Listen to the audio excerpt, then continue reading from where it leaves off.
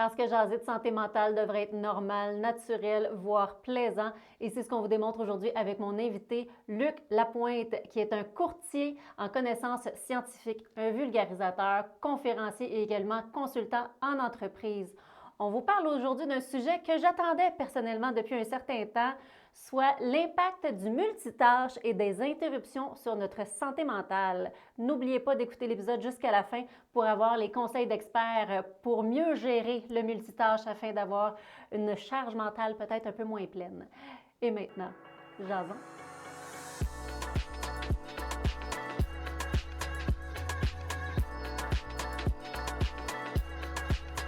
Le podcast Jason Santé Mentale souhaite remercier son partenaire, l'agence 514, pour la gestion de ses médias sociaux. Bonjour, bienvenue à Jason Santé Mentale. Aujourd'hui, j'ai la chance de recevoir un courtier de la science et du savoir qui va nous partager son expertise, un sujet qui, je pense, va tout vous joindre à un certain niveau, soit le multitâche, comment on essaye d'en prendre trop en même temps, mais comprendre c'est quoi les conséquences sur notre bien-être et notre santé mentale. Bonjour Luc, comment vas-tu? Allô, allô, ça va bien? Merci pour l'invitation. Je suis super content d'être là. Ben, merci. Puis, dis-moi, pour ceux qui te connaîtraient pas, j'aimerais que tu prennes le temps un peu d'expliquer ton expertise et ton parcours, parce que je trouve ça vraiment intéressant, puis on n'entend pas souvent parler de quelqu'un comme toi. Ouais, je suis la bébête rare dans le milieu. Donc, j'ai un doctorat et un postdoctorat avec une spécialisation en transfert de connaissances scientifiques en gestion. Je suis courtier de connaissances scientifiques et grosso modo, ce que je fais, c'est que je vais rassembler une très grande quantité d'études, pour pas dire la majorité des études qui portent sur un sujet. J'analyse la qualité des études, leur validité scientifique et après ça, je combine les résultats entre eux autres en regardant ça, quels sont les résultats d'une étude avec une autre. Donc, ça permet d'avoir des tendances, donc le consensus scientifique concernant, dans le cas qui nous intéresse, l'impact des bonnes pratiques de gestion sur un objectif. C'est-à-dire qu'avec ces connaissances-là qui sont validées, on sort des préjugés ou des idées Ouais. préconçues. On est vraiment capable de dire ça fonctionne. Ça fonctionne moins bien et ça offre des résultats désastreux quand on regarde les résultats des études qui ont été menées auprès de milliers d'organisations à travers le monde. Donc, ça nous donne une tendance sur c'est quoi les vraies bonnes pratiques de gestion. Ouais, c'est littéralement ce qu'on appelle, nous, les données probantes, là, tu sais, Tout les à fait. réponses le plus proches possible de la vérité. En fait, tu sais, on n'a jamais l'absolu en science, C'est mais le ça. plus proche possible de la vérité, qu'on peut avoir.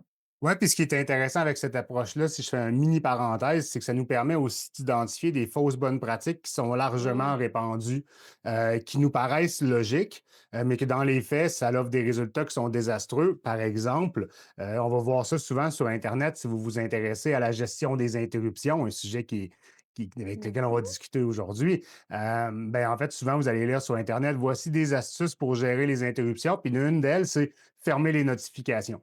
Alors que quand on regarde les études scientifiques, quand on a obligé les gens à fermer leurs notifications, beaucoup d'entre elles, de ces personnes-là, allaient regarder leurs messages encore plus souvent que lorsque les notifications étaient ouvertes parce qu'elles avaient peur de manquer un message important. Donc, en fait, ce qui nous semblait être logique, hein, fermer vos notifications, engendrait des effets contraires à ce qu'on cherchait à avoir chez les individus. Donc, au lieu de favoriser leur concentration, ça la défavorisait. Ah mon Dieu, mais ça, c'est vraiment intéressant parce que oui, effectivement, on pense à ça, mais si ça devient envahissant pour la personne de regarder son téléphone puis de ne pas avoir justement la petite pastille rouge avec le nombre, Exact. d'items à aller analyser après, elle va toujours se demander combien qu'il y en a. Tu sais, il y en a qui sont peut-être capables de gérer avec ça, mais effectivement, pour d'autres qui avaient l'habitude de se référer toujours à leur moyen de communication sans l'item, ben, ils peuvent se faire des scénarios comme: «Coudon, est-ce que j'accumule ben des affaires?» Exactement, parce qu'au moins, ça popait. J'avoue que c'est pas idéal, ça popait. Et les gens allaient voir le message, puis là, c'était dans leur tête, c'était réglé. Tandis que là, il y a toujours quelque chose en suspens. Est-ce que je suis en train de Ouais. manquer des messages importants? Est-ce que j'ai quelque chose que je ne suis pas en train de faire, que je devrais faire? Donc, le néant amène quelque chose de pire que la notification.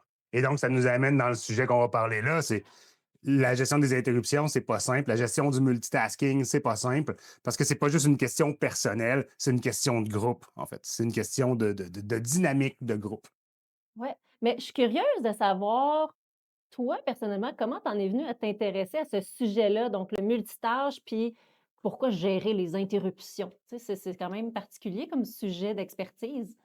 Ouais, ben, en fait, c'est un de mes sujets d'expertise. L'avantage avec mes spécialisations, c'est que je peux toucher à peu près tous les sujets qui relèvent de la psychologie humaine ou des relations interpersonnelles, là, que je pourrais Mmh. dire, tant que ça rentre pas trop dans les détails, là, quand on reste sur quelque chose de général. Et au début, en fait, Scientifix, ça avait été lancé pour favoriser la rétention du personnel, ben, le bonheur au travail auprès des restaurateurs. Ça a été OK. fait en 2019. Et là, je commençais à faire le démarchage pour aider les restaurants et les hôtels. Puis là, ben, la pandémie est arrivée. Donc, je me suis dit, c'est peut-être pas les bons clients présentement pour que je puisse avoir du pain sur la planche.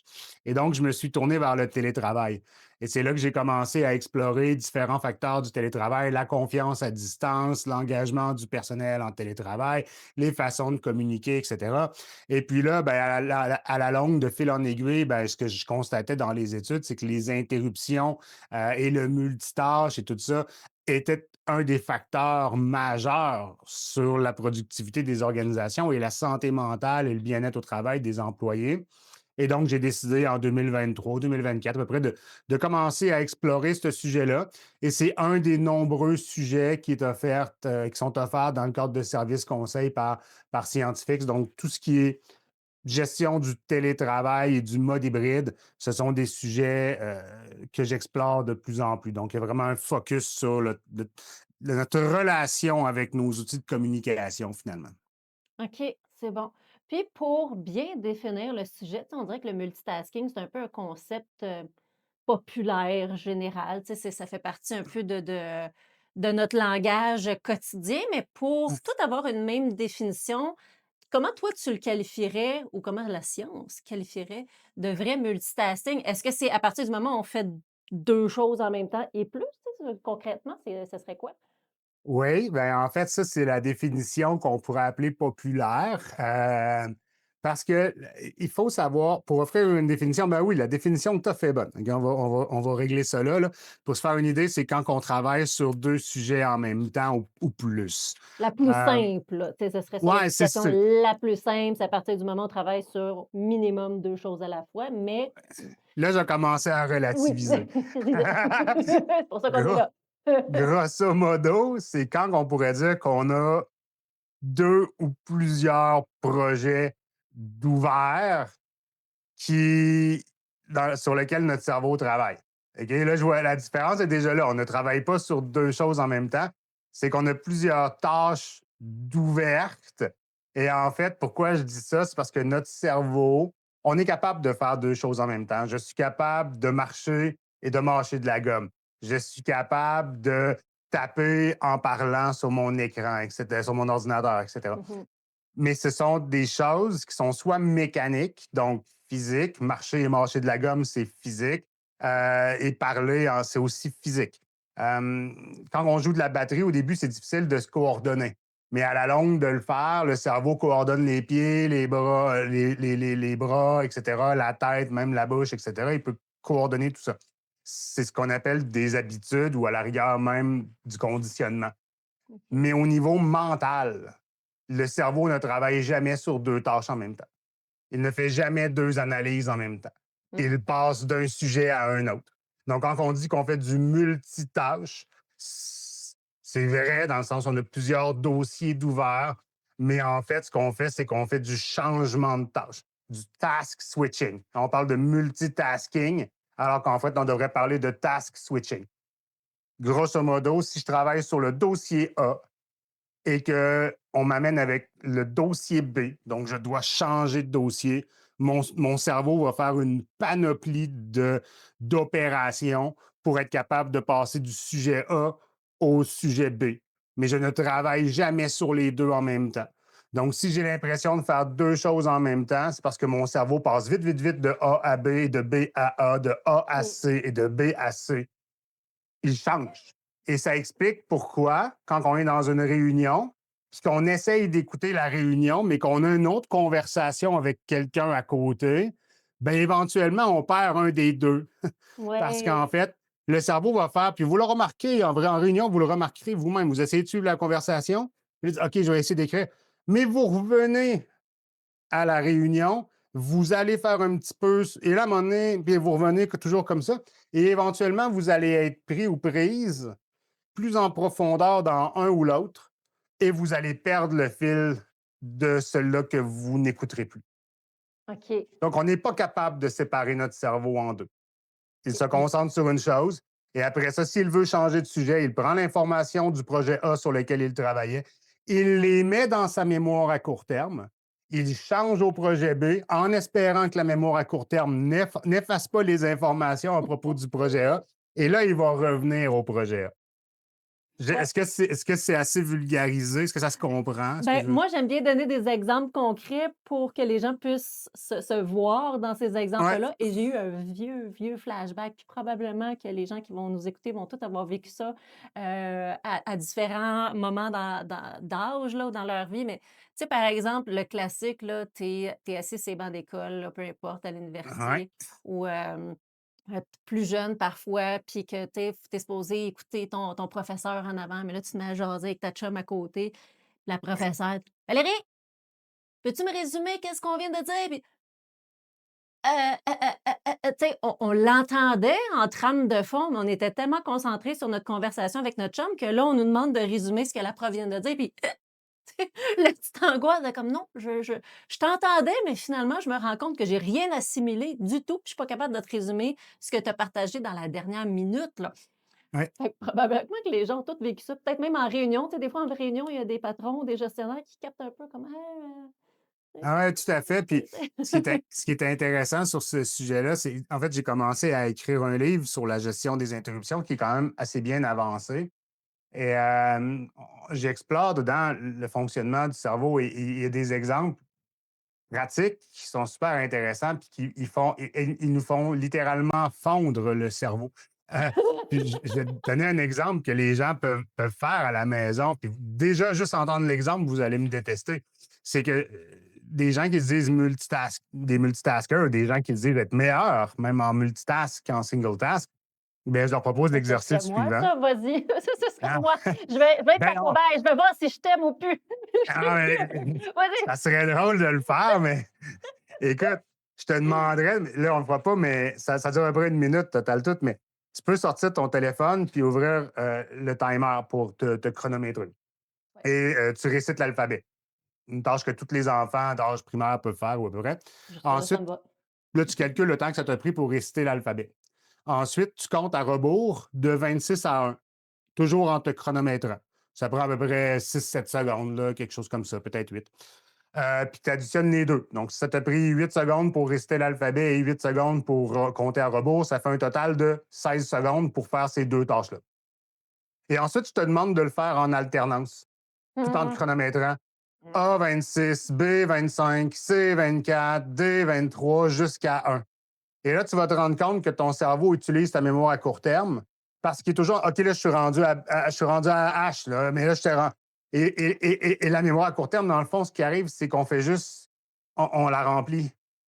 Ah, Et là, elle devient plus fonctionnelle. Donc, le cerveau est en surcharge informationnelle et une petite tâche simple, deux petites tâches simples que des étudiants du primaire font de façon facile, bien, c'est difficile pour un adulte de le faire.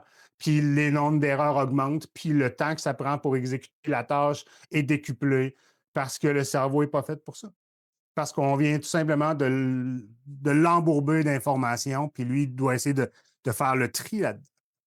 je te rassure, je t'haïs pas, mais tu as juste partagé ton exemple. Mon cerveau, spontanément, a fait comme: «Non, j'ai pas envie d'y aller, j'ai pas envie d'essayer. Je le sais que ça marchera pas, j'ai pas J'ai pas le goût de fondre ce j'ai pas matin. envie de faire ça».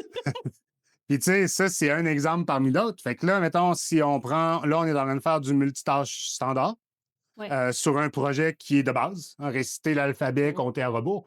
Mais imagine-toi si je suis rendu avec 10 onglets d'ouvert sur mon explorateur Internet parce que je suis en train de travailler sur 10 projets différents. J'en ai un qui c'est un texte de loi. J'en ai un autre que c'est, des calculs là, pour, faire une estimation pour que et après ça, Mmh. j'ai peut-être, une rencontre client qui s'en vient, et cetera. Donc mon cerveau a plein de dossiers ouverts concernant différents projets et il doit sauter d'un projet à un autre constamment, qui Ouais. comportent des tâches différentes. Ça devient excessivement chaotique. Et là, rajoute là-dedans un bel open space où il y a des gens qui mangent des chips à côté de toi, crunch, crunch, crunch, t'as un petit peu faim. T'as le collègue à côté qui est en train de passer un appel téléphonique à sa conjointe parce que ça va pas bien à la maison ou peu importe la raison. Et ça attire notre attention parce qu'on est des fouines puis on veut savoir. Et que t'as les constructions à côté avec le marteau-piqueur. Il y a Joe qui est en train de sacrer. Tout ça, ben, ça fait en sorte on est toujours en multitâche d'une certaine façon parce que le cerveau est toujours stimulé par plein de choses et il y a de la difficulté à se concentrer sur une tâche.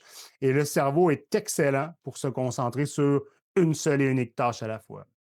Et si je peux faire une mini parenthèse avant de te Oui. redonner la parole, c'est quand je suis en conférence puis quand je suis en service conseil, c'est quelque chose que j'aurais dû aborder avant, mais c'est très intéressant parce que ce que je fais aux gens, c'est que je leur dis tout le temps, tu sais, quand on voit le multitâche ou les interruptions, parce que la conséquence des interruptions, c'est qu'on rentre en mode multitâche bien souvent, c'est Ouais. qu'on pense à notre travail comme étant linéaire. C'est-à-dire, je travaille sur la tâche principale, je me fais interrompre ou je change de tâche, puis je reviens à ma tâche principale. C'est un petit peu comme ça qu'on le voit en trois étapes. Je travaillais sur A, je vais travailler sur B, je reviens sur A. Mais c'est bien plus compliqué que ça dans le cerveau. Et quand je suis en conférence, je déroule un immense papyrus, un grand, grand parchemin. Je l'ai vu ta conférence. Ah oui! Oui, oui. Non, ben, c'est ça. Puis en fait, je décris un peu les étapes dans le cerveau et ce qu'il faut savoir, c'est que le cerveau fait énormément d'étapes quand il travaille sur un sujet. Notamment, il va en prendre connaissance, il va cibler les objectifs, ensuite, il va déterminer sa façon de travailler, il va aller chercher dans nos mémoires les informations nécessaires pour accomplir le travail, il va se mettre à l'œuvre, il va toujours continuer à analyser ce qu'il fait pour être sûr d'être sur la bonne longueur d'onde. Quand il va avoir terminé, il va archiver toutes ses connaissances qu'il a prises parce qu'il a appris quelque chose en le faisant. Il va le mettre dans ses mémoires. Il va prendre le projet A, puis il va le mettre dans ses mémoires aussi. Et là, il va être prêt à passer à autre chose. Mais là, si je commence à travailler sur le dossier A, puis que je lui demande d'aller directement sur le dossier B, le cerveau n'a pas le temps de faire toutes ces étapes-là. Donc, il n'a pas le temps de remettre dans ses mémoires les informations qu'il utilisait, son plan de travail. Il n'a pas le temps de faire ça. Donc, il fait la technique de l'adolescent que je dis, c'est qu'il prend tout et il envoie tout en dessous du lit. Tiens, la chambre est propre. Mais après ça, il essaie de revenir à A, mais il n'est pas capable parce qu'il est tout mélangé. Son plan de travail n'est plus dans ses mémoires à court terme, tout est mélangé. Et là, il doit refaire du ménage là-dedans. Mais souvent, on est pressé, pressé. Et Mmh. donc, ce qui arrive, c'est qu'on demande au cerveau, vite, il faut que tu retournes sur A. Mais lui, il est rendu avec une pile d'informations tout mélangées. Il y a le projet B, il y a le projet C, il entend l'autre qui mange ses chips à côté, le téléphone. Tout ça est sollicité. Puis on lui demande de retourner vite, vite, vite sur le projet A. Donc, il essaye, mais il n'est pas capable. Et là, notre productivité diminue, notre frustration augmente, plein d'émotions désagréables qu'on vit. Et là, on vient de demander au cerveau, gère ces émotions-là. Parce que je En ne peux pas me plus. ramasser en boule par terre en train de pleurer. Hein. OK, il faut Mmh. que je continue à avancer. Donc, le cerveau se sent surchargé. Et après ça, on se demande à la fin de la journée pourquoi on a l'impression d'avoir. On sait qu'on a travaillé, mais on a l'impression de ne pas avoir avancé. On se sent mal. On a plein d'émotions. On est vidé. Puis là, après ça, on a l'impression d'avoir perdu notre temps. Puis on a la forte intention de reprendre le temps de travail le soir. Puis là, ben, on échange une période de repos pour une période de travail, donc on Mmh. accumule la fatigue. Et plus on est fatigué, moins le cerveau est efficace pour faire toutes les étapes que j'ai dit. Donc, on embarque dans des cercles vicieux, finalement. Ouais, exactement. Ben, il y a plusieurs choses, tu sais, dans la description un peu des conséquences que tu viens juste de nommer. Moi, j'ai un gros mot qui m'est sorti en tête, c'est présentéisme. Tu sais, pour ceux qui connaissent pas ça, c'est je suis au travail, je suis présent, je suis pas en absence, je suis présent, mais je suis tellement envahie par mes émotions désagréables, par mon stress, par de l'irritabilité, par des frustrations, que ma performance diminue. Puis je pense qu'il y avait certaines études qui avaient montré que le présentéisme coûterait en fait minimum 3 fois plus cher que l'absentéisme au travail, en fait, Très de perte de probablement. productivité, qui c'est beaucoup plus dispendieux parce que ça se voit pas. C'est vraiment Ouais. un caractère très subjectif. Puis L'autre chose que j'avais pensé, tu me corrigeras si j'ai la bonne statistique, puis j'espère que non, parce que mon cerveau l'aime pas du tout. Je pense qu'on en a déjà parlé, toi puis moi, mais j'avais déjà lu que ça prenait en moyenne là, au cerveau jusqu'à Laisse-moi deviner. 23 23 minutes. minutes! 23 minutes pour le cerveau d'entrer dans de la concentration accrue. Est-ce que le 23 minutes est expliqué par les étapes de ton papyrus là, que le cerveau fait de manière automatique? Qu'est-ce qui explique ça? J'ai des résistances avec ce 23 minutes-là. Je sais pas pourquoi c'est si long. Ben, écoute, je vais peut-être alléger ton fardeau. Vas-y, Et s'il te plaît. je l'ai déjà utilisé, ce fameux 23 minutes-là. Il vient de. Le nom de la chercheure m'échappe, mais ça va Sonia revenir. Lupien, moi je l'ai vu dans son livre. Non, non, Sonia Lupien. ben oui, c'est Sonia Lupien en parle, mais non, non, non, cette recherche-là a été menée en 2002 à peu près. OK, Ah bon, je vais passer à autre chose, sinon ça va me tordir dans la tête. c'est correct. J'ai essayé de remonter à la source initiale. Il OK, faut savoir qu'au niveau scientifique, ça nous prend des preuves. Ça nous prend des preuves mmh, avant de tirer une conclusion sur quelque chose. Et en fait, la chercheure en question fait juste mentionner qu'elle a mené une étude qu'elle arrivait à ces conclusions-là, mais on n'a pas les datas. On n'a pas les OK, données. En tout cas, je ne les ai pas trouvées, mais je ne suis pas tout seul à ne pas les avoir trouvées. Donc, je mettrai un bémol là-dessus parce que quand on OK, prend des études qui sont euh, plus récentes, on arrive avec quelque chose qui est beaucoup plus nuancé. Parce que dans le fond, ça dépend de la personne, ça dépend de ses capacités cognitives, ça dépend de son OK, expérience, ça dépend de son état d'âme cette journée-là, son état physique, ça dépend des tâches, ça dépend de l'environnement de travail, ça dépend de plein de choses. OK, Euh, et donc, est-ce que je serais surpris que ça prenne jusqu'à 23 minutes? Non. Mais il y a différentes sortes de tâches. Par exemple, si je suis en train de travailler sur le dossier A et que Bob rentre dans mon bureau pour me dire Salut Luc, puis que j'ai dit Salut Bob, mais excuse-moi, j'ai pas le temps de travailler. J'ai pas le temps de discuter présentement, il faut que je retourne travailler. Ça me prendra sûrement pas 23 minutes pour revenir dans ma zone de concentration parce que l'interruption a été, somme toute, OK, rapide. Puis c'est un sujet qui est très léger. OK. Mais si quelqu'un, par exemple, rentre dans mon bureau, je suis à fond dans une analyse statistique, je dis n'importe quoi, et Bob, il rentre, puis il me dit Écoute, j'ai une urgence, il faut absolument que tu analyses ce contrat-là, il faut qu'on le signe, sinon on va le perdre. Puis là, il y a une clause que je suis vraiment pas sûr, puis c'est complexe, puis là, je dois lire ça, c'est effectivement complexe. Je dois appeler mon avocat, il m'envoie dans des papiers, je fais des recherches. Puis après ça, 1 heure après, c'est beau, j'ai réglé mon contrat, puis je essaie de revenir à ma tâche initiale qui est complètement différente Mmh. de l'analyse d'un contrat, ben oui, il y a des bonnes chances que ça me prenne beaucoup plus de temps pour retrouver ma zone de concentration parce que le cerveau a utilisé la technique de l'adolescent. Et puis là, il se ramasse Entendu! avec Pas le temps en dessous du d'arrêter. lit, la chambre est propre, et puis là, il se ramasse avec un paquet d'informations pêle-mêle. Donc oui, ça va me prendre plus de temps. Et OK. oui, pour revenir au présentéisme, je voulais dire quelque chose aussi, c'est Oui. que le présentéisme a aussi non seulement un coût, hein, parce qu'on perd de la productivité, la Mmh. personne ne travaille pas autant que ce qu'elle devrait ou pourrait le faire. Mais il y a un autre truc aussi qui est encore plus sournois que ça, c'est que les gens vont souvent vouloir, même s'ils ne sont pas capables de performer ou qu'ils ne veulent pas performer à la hauteur de ce qu'ils pourraient ou devraient, ils vont vouloir généralement laisser l'image d'une personne Mmh. qui performe et qui est assidue à son travail. Et quoi de mieux que d'envoyer des courriels et de répondre rapidement aux autres pour démontrer qu'on est Ouais. assidu au travail?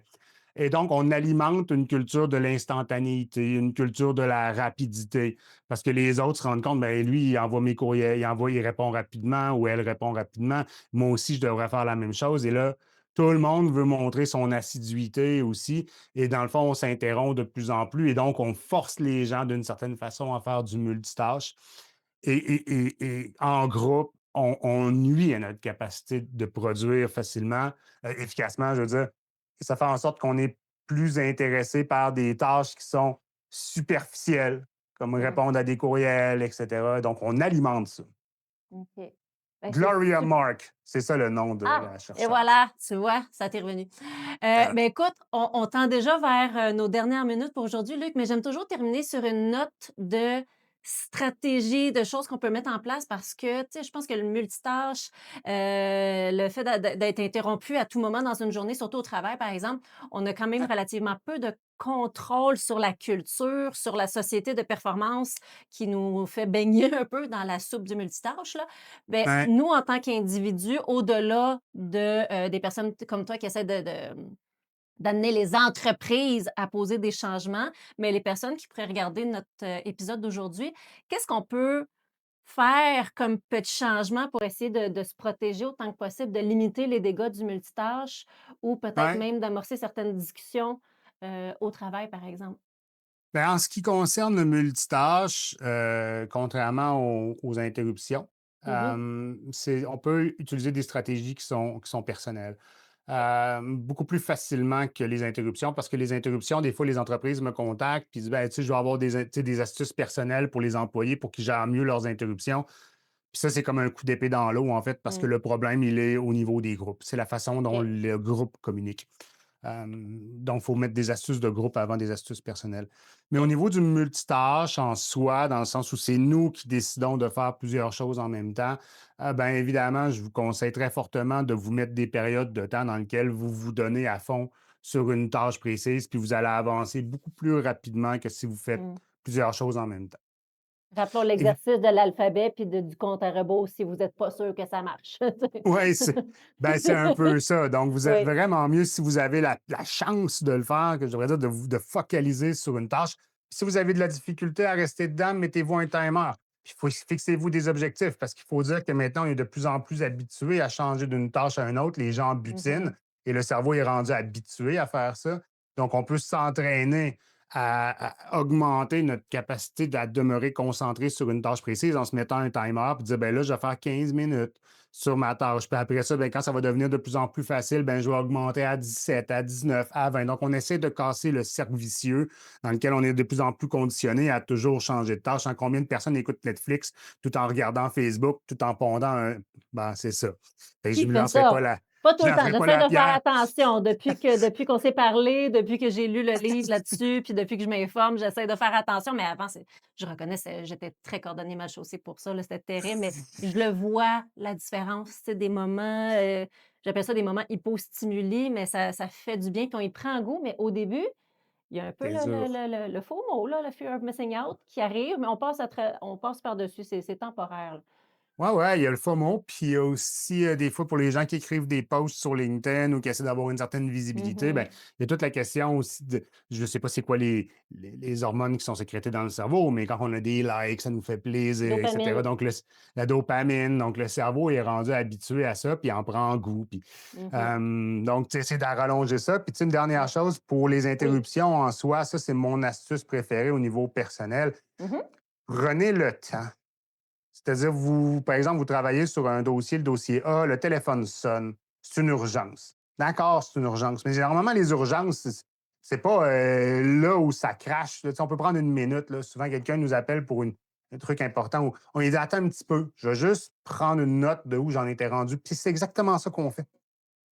Qui m'a dérangé? Qu'est-ce que je faisais? Qu'est-ce que j'allais faire? Puis on prend cette note-là. Donc, en faisant ça, on fait deux choses. Ça peut prendre 30 secondes. On fait 2 choses. On se donne une trace pour revenir plus tard. Donc, on aide le cerveau à ah oui, c'est vrai, j'étais là. On y aide à revenir sur son plan de travail. Ça lui redonne une idée. Mais on lui donne une deuxième chance, en fait, au cerveau parce qu'on lui donne l'opportunité de ne pas utiliser la technique de l'adolescent. Parce qu'on lui Ouais. donne du temps pour reclasser les informations qu'il utilisait dans ses mémoires, se faire un plan de retour, puis l'archiver dans ses mémoires aussi, Oui. pour être capable de faire le ménage finalement. Puis après ça, il sait qu'il va travailler sur le dossier B. Donc, pendant qu'on prend nos notes, il commence déjà à préparer le dossier B pour être capable de travailler dessus. Puis quand OK. on va avoir terminé, reprenez des notes. J'ai fait quoi? Juste où levez-vous pour aller faire autre chose. Donnez du temps au cerveau pour qu'il reclasse ses informations. Ça va éviter qu'à la fin de la journée, vous allez avoir les dossiers de A à Z, tout ouvert, empilé n'importe comment sur votre table de travail. OK. C'est l'équivalent de mettre des belles piles un peu plus structurées sur une commode parce qu'il faut faire un petit ménage vite, vite d'une minute, Exact. plutôt qu'un tapon en dessous du lit, tu sais? Exactement. Fait qu'on le C'est retrouve plus exactement ça. vite, on sait qu'on n'a pas fini de traiter l'information, on sait qu'on n'a pas fini de l'utiliser, mais au moins on est capable de voir un peu plus, le tri. J'adore vraiment. C'est comme prendre une Puis bibliothèque, la virer en envers, après ça, tu essaieras de trouver Astérix ou Obélix dans la pile. effectivement, effectivement, c'est un peu plus délicat par rapport à ça. Ben, écoute, merci énormément, Luc, Merci pour à cette toi. super entrevue. J'espère que ça va générer des beaux changements puis motiver les gens à peut-être, réapprivoiser le travail de profondeur et la concentration. Puis j'aime aussi que tu nommes que c'est normal que la concentration sur un projet à la fois, c'est un muscle à développer, hein. Si on est ça fait des Tout à années fait. qu'on travaille en attention divisée, ça se peut qu'on ait besoin de s'exposer graduellement, puis c'est un processus qui est normal pour retrouver ses capacités. Tout à fait. C'est quelque chose qui se fait naturellement. Puis c'est dommage parce qu'en fait, c'est des études qui sont préliminaires, mais on Mmh. commence à croire que la société ou les humains sont en train de perdre leur capacité de concentration à long terme. Ouais. Donc, socialement Mmh. parlant, c'est un gros problème.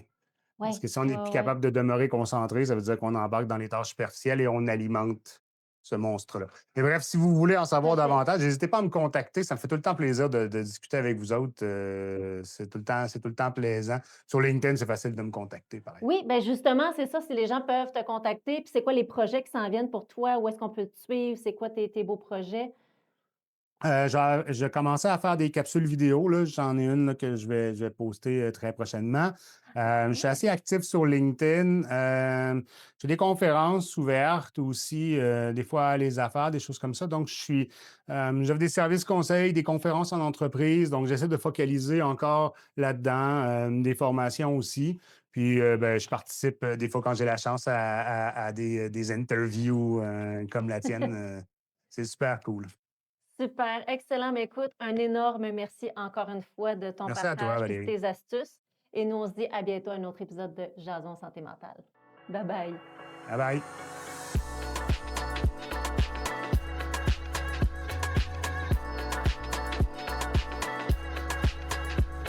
Jason Santé mentale, un fier ambassadeur du mouvement Santé mentale Québec.